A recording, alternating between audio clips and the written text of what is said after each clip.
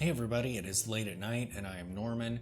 Tonight I'm discussing how Grand Seiko is doing it right. So let us begin.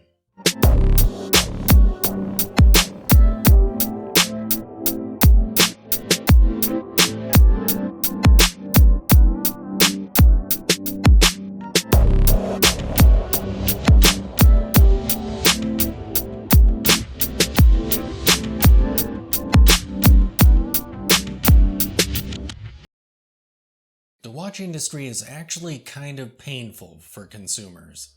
There are limited editions, wait lists, and strange business practices that make it really painful or impossible to simply buy a watch. I understand the idea of exclusivity or not wanting to saturate the market with your pieces. I mean, we don't want them to become commonplace, do we? I understand creating desirability, making it so few people can purchase a thing that it becomes almost mystical. But how frustrating for us watch nerds. Waitlists. We're all familiar with waitlists. Thank you, Rolex. And in the case of Rolex, you're lucky if you can even get on a waitlist. You have to get all buddy-buddy with the AD, maybe make some purchases of other things that you probably don't really want, just to get on some of these waitlists. But just how long is a Rolex waitlist? It's difficult to get an exact time frame because each case is a little bit different. ADs are different and individual experiences happen differently. But the wait times I'll be citing are general estimates as reported by Watchmaster.com. The Rolex Daytona 116500LN or the Rolex GMT Master 2 12670BLRO, also known as the Pepsi. These wait lists are currently at 20 years. 20 years. The Rolex GMT Master 2 126710BLNR, or the new Batman, its wait list is already up to 7 years. So if you were 30 years old and you finally got on a Rolex waiting list for a Pepsi, you would be 50 years old by the time you got your watch. That is absolutely bonkers. By the way, check out this great chart that the people over at Watchmaster.com put together.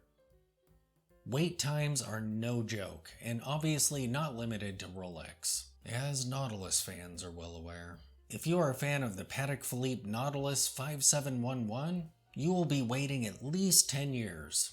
Of course, this watch has been discontinued, and its replacement is a precious metals variant of pretty much the same watch. So maybe you'll be able to get your hands on this one. Maybe the wait list isn't long yet. I haven't seen any potential wait times for this one, and the new one is reference 5811. Weird business practices. I've griped enough about time factors. We're only going to be open for a half an hour once every month or so. Subscribe to our newsletter to find out when it's open business model. So I'm not going to go into that.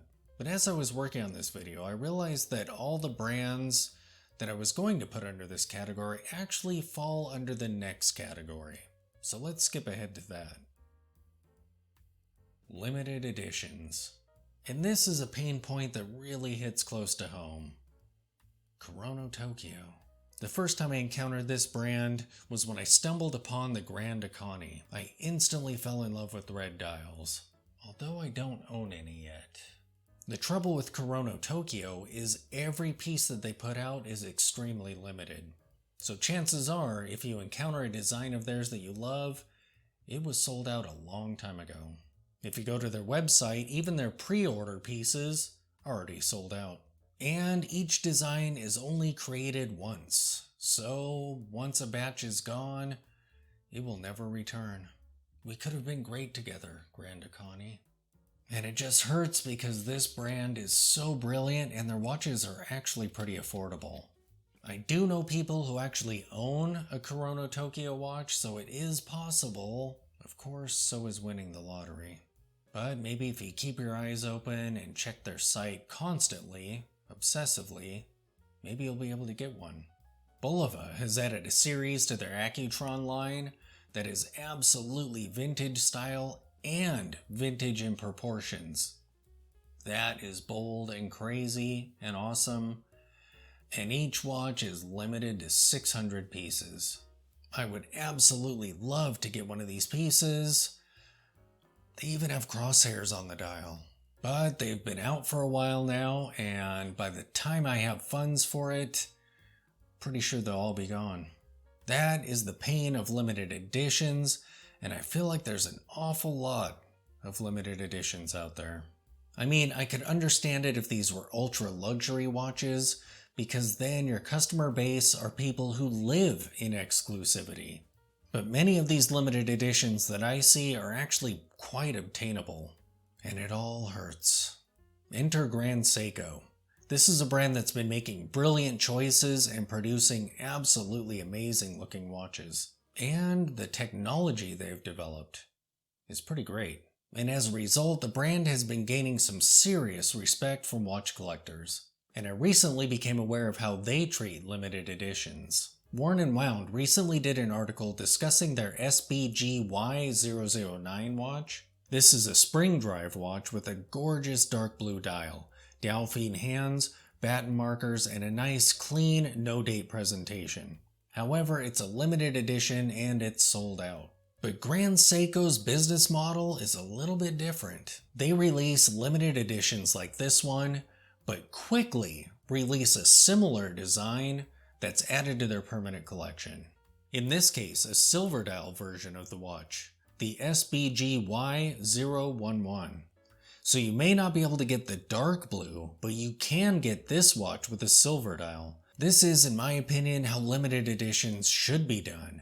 You put out a limited edition watch that has some characteristic of it that makes it stand apart, makes it unique, and in time worth a lot of money because it's so limited, but then you follow that up with the watch that you add to your permanent catalog that's very close to the limited edition piece, so everyone can enjoy the design.